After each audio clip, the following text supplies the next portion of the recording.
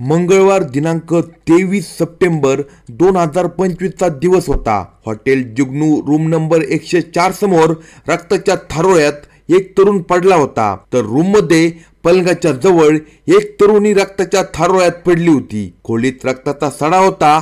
जवळच एक धारदार लोखंडी चाकू पडला होता. तरुणाच्या छातीवर 5 ठिकाणी जखमा होत्या. तर तरुणीच्या पोटात, बरगडीवर, हातावर आणि हनवटीवर ठिकठिकाणी धारदार चाकूचे 15 वार होते. युवकाच्या शर्टाची बटणे तुटली होती. खोलीत 2 बॅगा पडल्या होत्या. एका बॅगेत पुस्तके तर दुसऱ्या बॅगेत कपडे आणि वोडका दारूची क्वार्टर होती.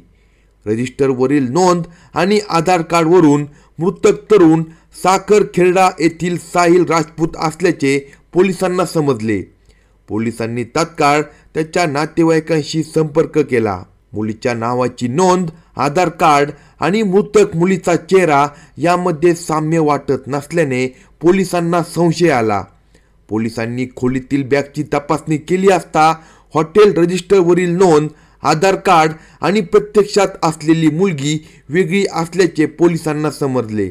साखरखेर्डा येथून 7 किलोमीटर दूर असलेल्या एका गावातील ती मुलगी असल्याचे समजल्याने तिच्या नातेवाईकांना बोलावण्यात आले.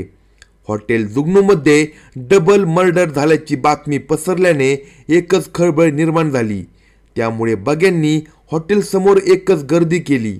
घडलेल्या घटनेला प्रेम प्रकरणाची किनार असल्याच्या चर्चा होत होत्या. पोलिसांनी दिसत्या परिस्थितीचा इन कॅमेरा पंचनामा करून दोन्ही मृतदेह पोस्टमॉर्टमसाठी खामगाव उपजिल्हा रुग्णालयात पाठवले. काही वेळात मृतांचे नातेवाईक रुग्णालयात पोहोचले. त्यांचा काळीज चिरणारा आक्रोश उपस्थितांची मने हेलावून टाकत होता. हॉटेल मॅनेजर विशाल भगवान सातव याच्या फिर्यादीवरून पोलिसांनी गुन्हा दाखल केला. दुसऱ्या दिवशी मृतदेहांचे पोस्टमॉर्टम करून मृतदेह नातेवाईकांच्या ताब्यात देण्यात आला. दोघांवरही आपापल्या गावी पोलीस बंदोबस्तात अंत्यसंस्कार करण्यात आले. अंगावर काटा आणणाऱ्या या थरारक घटनेने एकच खळबळ निर्माण झाली होती.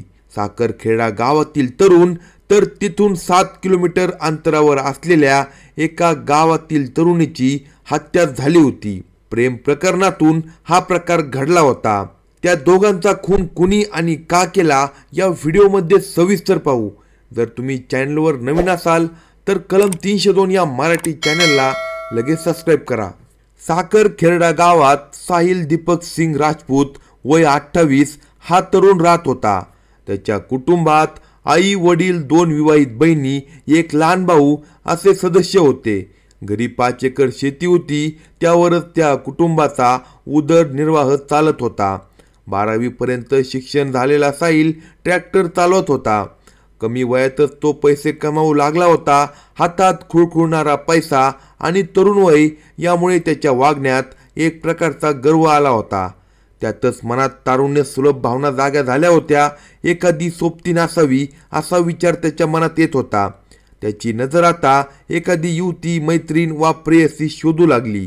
साखरखेर्डा गावापासून 7 किलोमीटर अंतरावर एक लहान गाव आहे. त्या गावात काव्या ही 17 वर्षाची युवती कुटुंबासोबत राहत होती. आई, वडील, लहान भाऊ आणि चरितार्थ चालवण्यापुरती शेती, छोटेसे घर असे गरीब कुटुंब होते. लहानपणापासून काव्या शाळेत हुशार होती. मुलगी शिक्षण घेऊन नाम कमवेल अशी बाबडी आशा तिच्या आईवडिलांना होती. 10वीत काव्याने 90% जास्त गुण मिळवले. तशी तिच्या पालकांना खूप आनंद झाला. काव्या चांगल्या गुणांनी पास झाल्याने तिचा गावकऱ्यांनी सत्कारही केला. काव्याला कॉम्प्युटर इंजिनियर व्हायचे होते असे स्वप्न तिने मनाशी बाळगले होते. मात्र वडिलांकडे 2 एकर शेती, शिक्षणाला पैसे आणणार कुठून, म्हणून काव्याने सुरुवातीला शासकीय तंत्रनिकेतन खामगाव येथे प्रवेश घेतला. पॉलिटेक्निक झाल्यावर कॉम्प्युटर इंजिनिअरिंगच्या 2ऱ्या वर्षात प्रवेश घेण्याचा तिचा मानस होता. ही चुणचुणीत व हुशार युवती पाहून साहिलच्या मनात प्रेमाचा अंकुर रुजला. तो तिच्या मागे मागे करू लागला. तो रुबाबदार व कमावता होता. त्यामुळे अन्य तरुणांच्या तुलनेत त्याच्या वागण्यात जास्तच रुबाब दिसत होता. त्याने दिव्याशी ओळख काढली. तिच्याशी मैत्री केली. त्याने तिला स्वतःबद्दल बऱ्याच मोठमोठ्या गोष्टी सांगितल्या. तिलाही तो चांगला वाटला. मैत्री एवढी वाढत गेली की ते एकमेकांच्या प्रेमात कधी पडले हे त्या दोघांना कळलेच नाही. दोघांचे प्रेम बहरू लागले तशा त्या दोघांच्या भेटीगाठी होऊ लागल्या. काव्यापुढे कॉम्प्युटर इंजिनियर होण्याचे टार्गेट होते आणि ती त्यावर लक्ष केंद्रित करत होती. या उलट साहिल ट्रॅक्टरवर काम करत होता. त्याला शिक्षणाशी काही देणे घेणे नव्हते. दिवसभर काम करायचे आणि निवांत फिरायचे. यामुळे त्याच्या रिकाम्या मनात नको नको ते विचार येत होते. तो तिच्याकडे प्रेमाच्या बहाण्याने वेगळीच मागणी करू लागला होता. प्रेमामुळे ती त्याच्या मागणीला बळी पडली, पण नंतर तिच्या लक्षात आले की आपल्या हातून चूक होत आहे. दोघांच्या शैक्षणिक पातळीत व विचारसरणीत प्रचंड मोठी तफावत होती. त्यात साहिलला रगीच राग यायचा. त्याला छोट्या छोट्या कारणावरून राग यायचा. त्याची मानसिकता काव्याने लवकरच ओळखली असावी, त्यामुळे ती त्याला टाळत असावी. याचाच राग साहिलला येत होता. या रागातूनच 15 सप्टेंबरच्या दरम्यान साहिल याने आपल्या डाव्या हाताची नस कापली होती, पण त्यातून तो बचावला होता. काव्या आपल्याला टाळत आहे असे त्याला वाटत असावे किंवा आणखी काही संशय त्याच्या मनात असावा, म्हणून तो नेहमी काव्याला वेळोवेळी कॉल करत होता. दिनांक 23 सप्टेंबर मंगळवार रोजी त्याने काव्याला कॉल करून आज तुला भेटायला यायचे आहे असे सांगितले. त्या दिवशी त्यांच्यात 4 वेळा बोलणे झाले होते. आज विषय संपवून टाकू अशी खूणघाट मनाशी बांधून सोबत धारदार चाकू घेऊन साहिल 2 व्हीलरवरून खामगाव येथे आला. आज त्याच्या मनात काहीतरी वेगळेच होते. 5 वाजता त्याने काव्याला कॉल केला. ती कॉलेजमधून रूमवर आली आणि सारे आवरून ती रूममधून बाहेर पडली. त्याने सांगितल्याप्रमाणे ती हॉटेल जुगनूजवळ पोहोचली. तिथे साहिल तिची वाट पाहत होता. आजची संध्याकाळ शेवटची आहे याची पुसटशी कल्पना नसलेली काव्या त्याच्यासोबत आली होती. तो तिला घेऊन जुगनू हॉटेलमध्ये गेला. हॉटेलमध्ये नोंदणी केल्यानंतर 104 क्रमांकाची रूम उघडली गेली. ते दोघे रूममध्ये गेले. दरम्यान हॉटेलचा मॅनेजर डबा आणण्यासाठी गावात आला. इकडे हॉटेलच्या रूममध्ये एकांतात कोणत्या तरी कारणावरून साहिल आणि काव्यामध्ये वादाची ठिणगी पडली. पाहता पाहता या ठिणगीने रौद्र रूप धारण केले. आधीच तयारी करून आलेल्या साहिलने बॅगेमधून चाकू काढला आणि काव्याच्या अंगावर धावला. त्याचे ते हिंसक रूप पाहून ती घाबरली. तिने त्याला प्रतिकार करण्याचा प्रयत्न केला, पण तो इतका चवतारा होता की त्याच्यासमोर तिची ताकद कमी पडली.